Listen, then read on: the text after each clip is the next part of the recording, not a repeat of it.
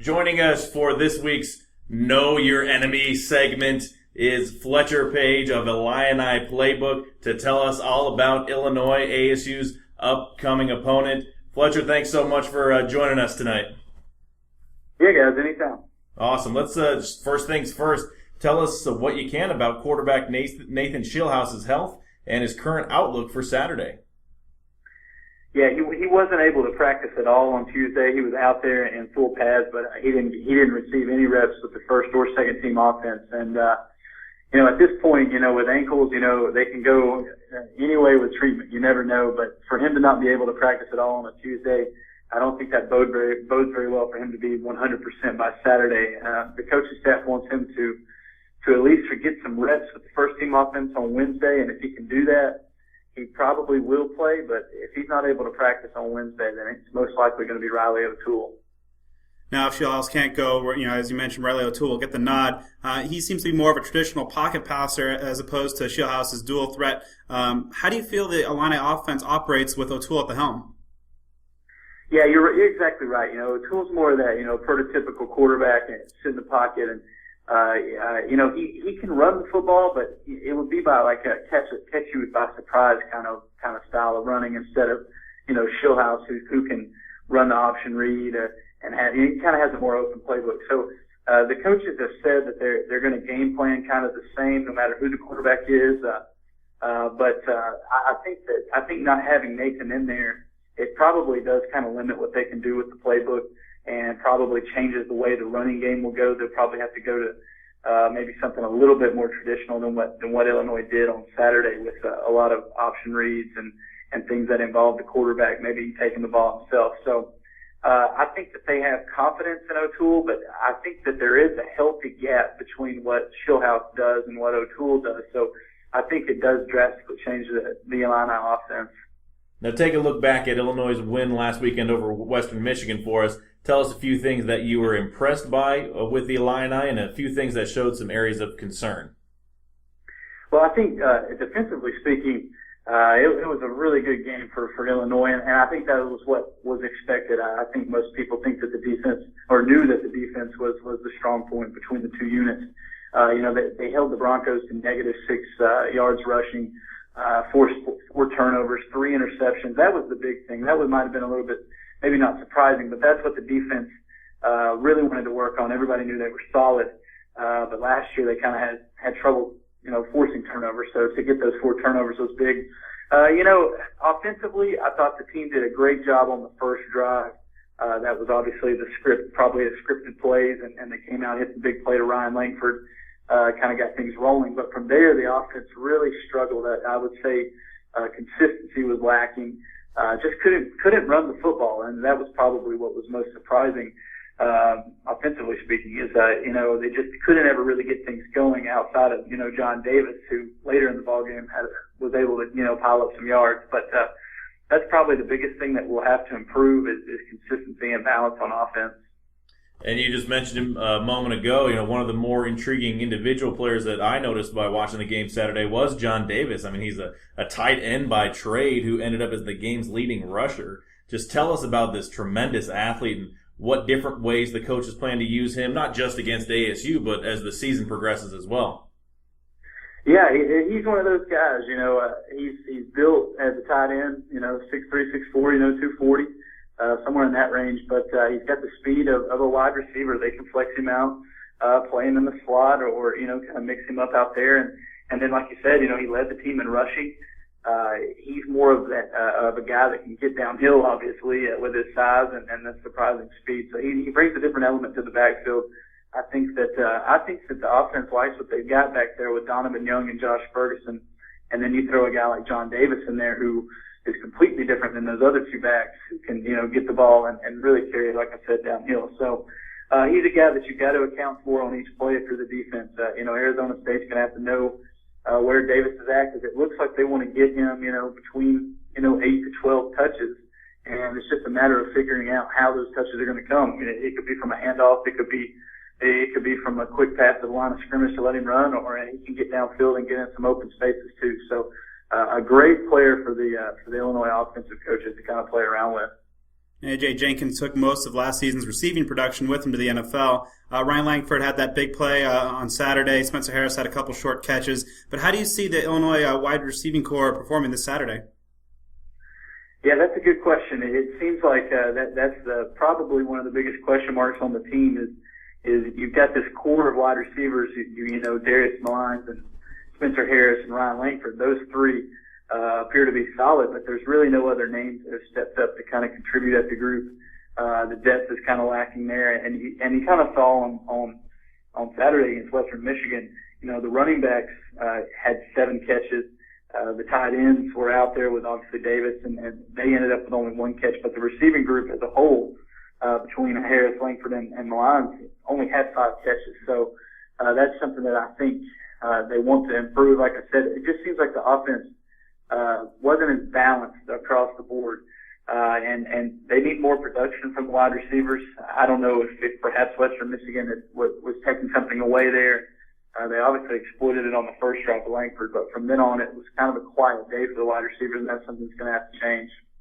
Now switching over to the team's strength on the defensive side of the ball, it seemed that the Illini were running both 3- and 4-man fronts on Saturday, but regardless, they were very aggressive coming after Western Michigan either set.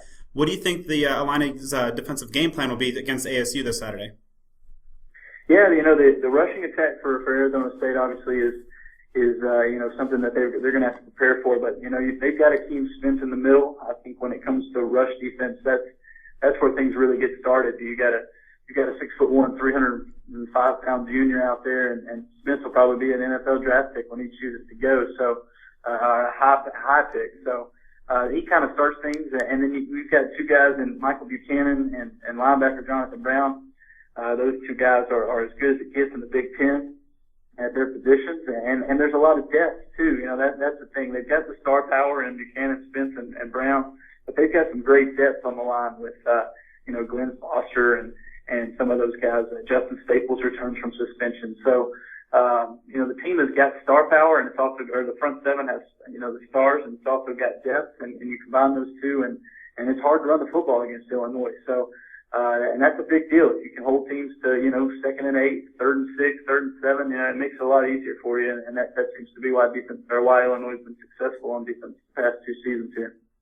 Now, obviously, these 2 teams are no strangers to one another, having played last year. In last season's Illinois win, in the matchup between these teams, the Illini defense attacked and punished quarterback Brock Osweiler, really creating the difference-making factor in the game. I think collectively the defense had 13 tackles for loss, 6 sacks, and 3 forced turnovers.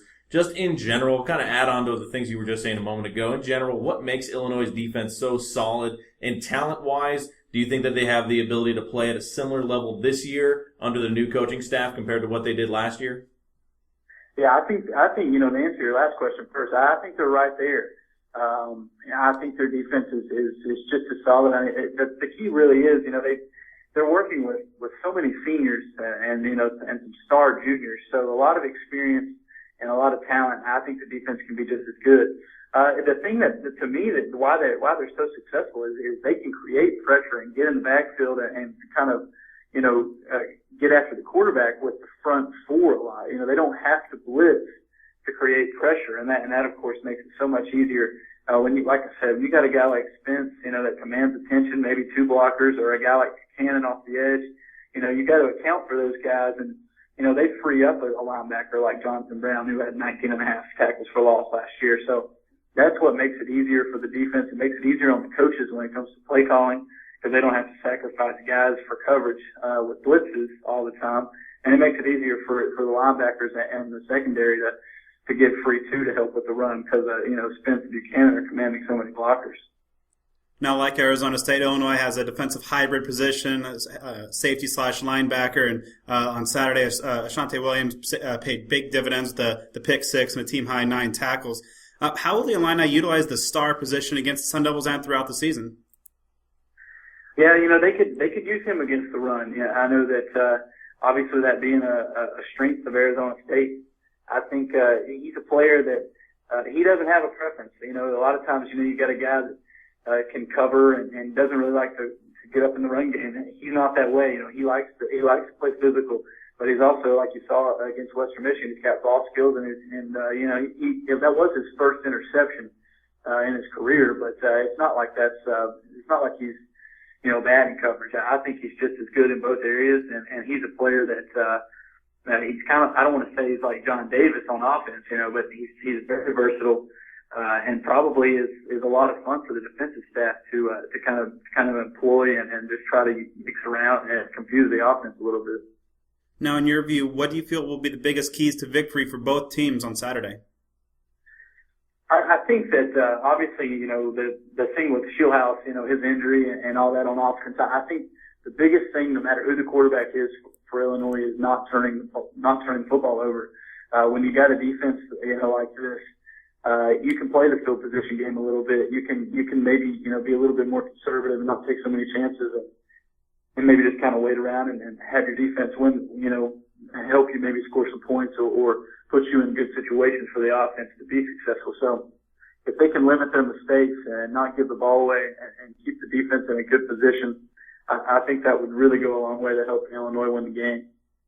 Now, with the new regime in place, how important would a win be Saturday on the road against a bowl participant team from last year? How big would that be to help the momentum for Illinois and Tim Beckman in his first year as head coach? Yeah, I think the schedule sets up, really nicely for Illinois. They had the opening game against, a pretty good MAC team against Western Michigan, had a good showing. But you could tell by the attendance, and I know there was rain in the area and all that. People are still a little hesitant, I think, to buy in, and it's hard once you've been through 2 or 3 down years or subpar years to kind of want to get back into it. So, a win against Western Michigan was a good way to start it off, but to go to, Arizona State and get a win against the Pac-12 team, I think that would go a long way to kind of showing that Coach Beckman and his staff are doing the right things. And if you look at the schedule, from here, they'll have Charleston Southern, next week. That should be a win. They play Louisiana Tech, will be a good challenge, for a team that I think is under the radar, but is a winnable game. And then they've got Penn State at home to start the Big Ten schedule off. So, if they can get this win, they can kind of get rolling. And I don't want to get I don't think they need to get ahead of themselves, but the schedule sets up nicely, and it really gets started here this weekend with Arizona State in terms of making a statement.